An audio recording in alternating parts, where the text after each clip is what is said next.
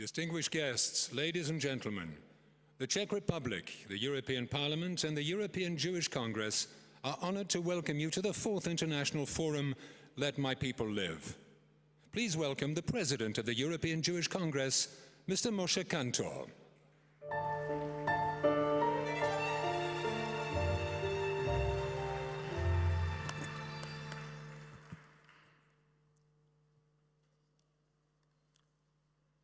Honorable participants of this assembly, ladies and gentlemen, on behalf of the European Jewish Congress, I wish to express our deepest gratitude to President Zeman for hosting the 4th International Let My People Live Forum the day before the 70th anniversary of the International Holocaust Day.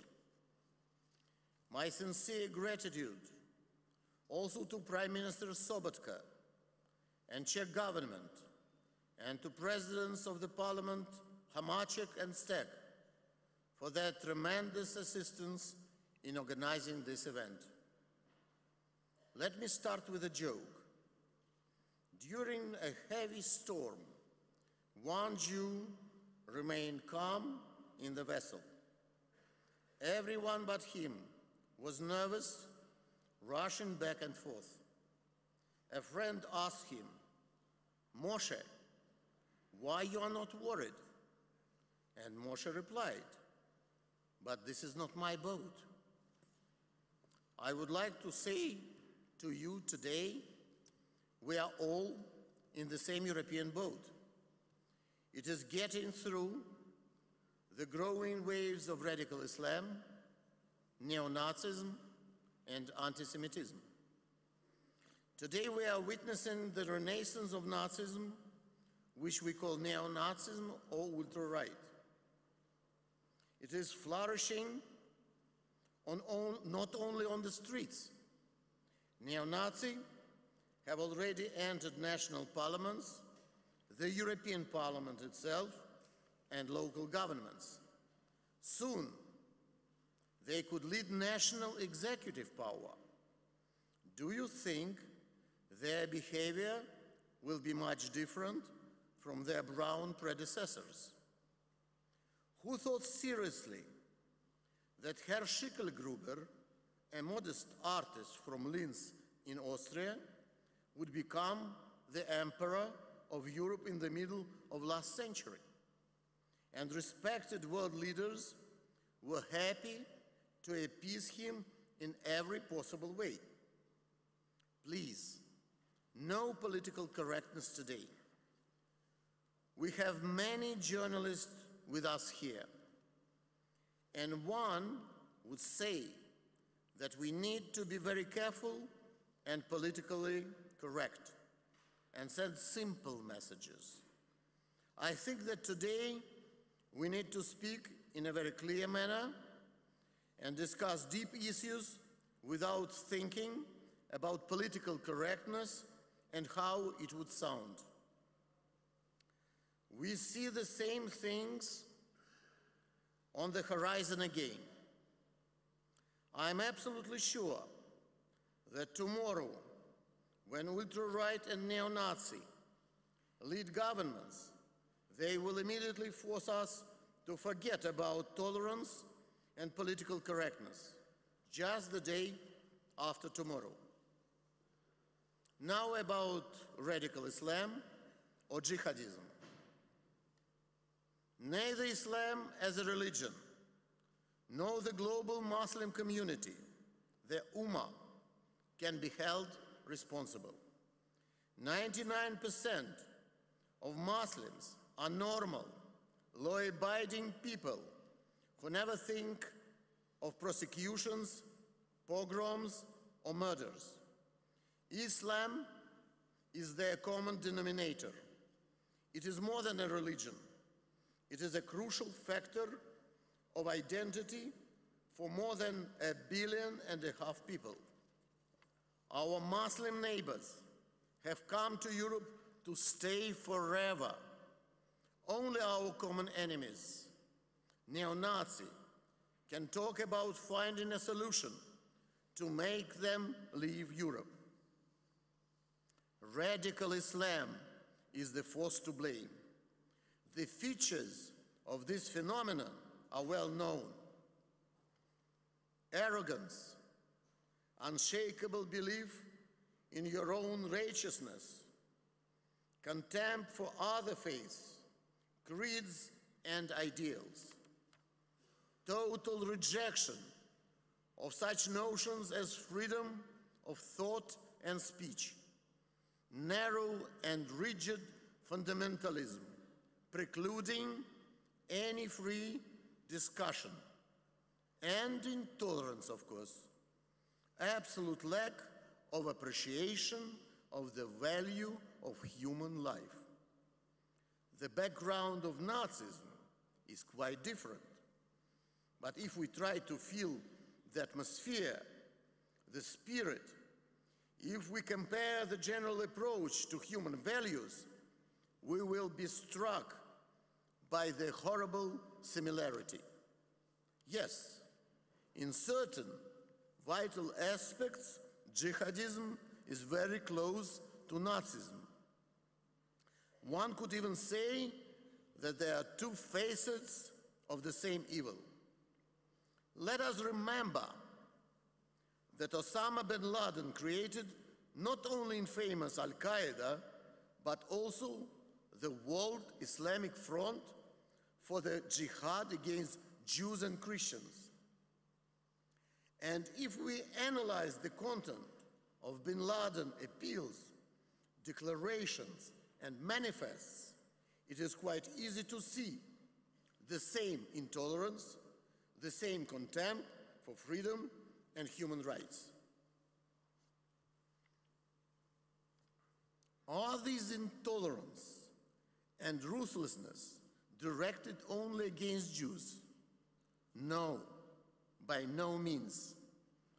If history teaches us anything, it is this sad axiom: those who start with hunting down and killing Jews invariably continue with discriminating, suppressing, and finally murdering everybody who disagrees with tyranny, suffocation, or freedom, oppression, and humiliation.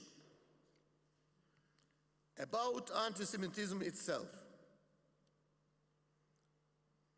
one of the dear fairy tales constantly repeated by anti-Semites is that Jews are too rich and too influential. Almost 75 years ago, Simon Dubnow, an outstanding historian who was killed in Riga ghetto, pronounced the powerful formula: those who hate Jews always love their money. For me as a businessman, it is a very clear issue. We believe in creating jobs, paying taxes, making investment, everything that makes economy flourish. But look please at the chart behind me. We have compared the growth of the European economics and the level of anti-Semitism. The correlation is obvious. Only 3 times in history, GDP went below 1%. Before the World War I, World War II, and just now. Economic recession leads to the increase in harassment of Jews. The logic is trivial. Funds and assets are needed. And today, these curves go apart again. The threatful warning. And another fact: current relative scale of Jewish immigration, see please the yellow curve, from Europe is close to the level of mid-1930s. Current exodus of Jews is caused by 2 reasons: economic pressure like in Hungary and Greece, and threats from radical Islam. Of course, by confiscating money and businesses and by expelling Jews, one can have a short-term boost for any type of expansion, including the military one, as it was in Germany. But it destroys the integrity of economics, built over centuries and based on a very high level and reliability of human capital, because nobody can find more law-abiding people than Jews living in Europe for 3,000 years, with basic Talmudic rule: the law of the country is our law. Today, Jews are the only European minority which is afraid of sending kids to school. Interesting fact: the thickness of iron door at the preparatory school of my small kids is 25 centimeters. Not every mother can open such a door without someone's help. In response to my complaint, Federica Mogherini said, "Europe, where parents are afraid to send their kids to school, is not Europe anymore." But not everybody has such a deep understanding. Nothing can compensate for the lack of foresight demonstrated by democratic leaders. And what are many of them to blame for today? Short-sightedness, certainly, but not only that.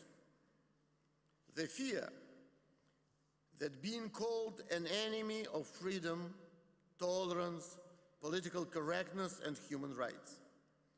For some people, it is easier to turn a blind eye to violence and barbarity than to risk being accused of opposing multiculturalism. Maybe because of that, we are a bit late.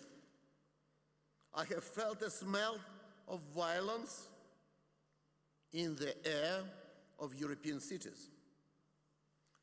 I have heard slogans: "Hitler was right," "Jews go to Hatta." I've read on the walls, "Close Guantanamo and reopen Auschwitz." But Europeans remained in comfort arrogance. The tragedy, terrible tragedy in Paris happened. My heart is, of course, with those who are marching against terrorism and violence. But my mind understands that solidarity alone is not enough. We need a strong action plan.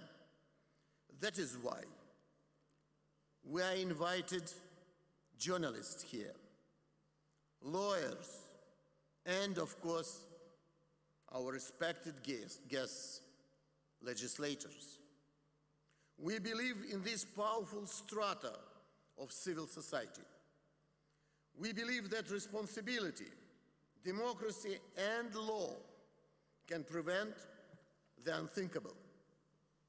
I very much appreciate your coming here and willingness to discuss the issues in a concentrated manner, and please, without political bias.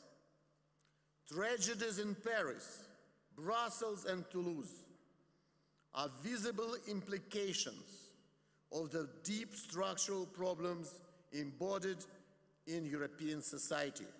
Radical Islam, imported in our democracy and spewing forth in violence and murder. Multiculturalism is tragically giving birth to monocultural ghettos. An era of mass and instant communications and mass migrations and changing populations with very little or even no control. And finally, a media conditioned by sensation and instant profit rather than social responsibility. I claim that Europe is at the edge of new Middle Ages. Today, totalitarian doctrine openly destroys the continent's Judeo-Christian values as it did 70 years ago.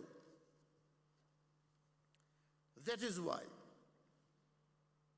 we have prepared our homework, the detailed and practical azimuth map, which is the same as road map, but the steps which should be undertaken parallelly, simultaneously, and model law and declaration, which speakers of parliament are proposed to sign. These three documents were elaborated by top experts for many years and complement each other to counteract the threats of radical Islam, neo-Nazism, and anti-Semitism in Europe. They are not easy documents, but I think we don't have light-minded people here. Please support our mutual initiative by real, honest, and concentrated discourse. Thank you.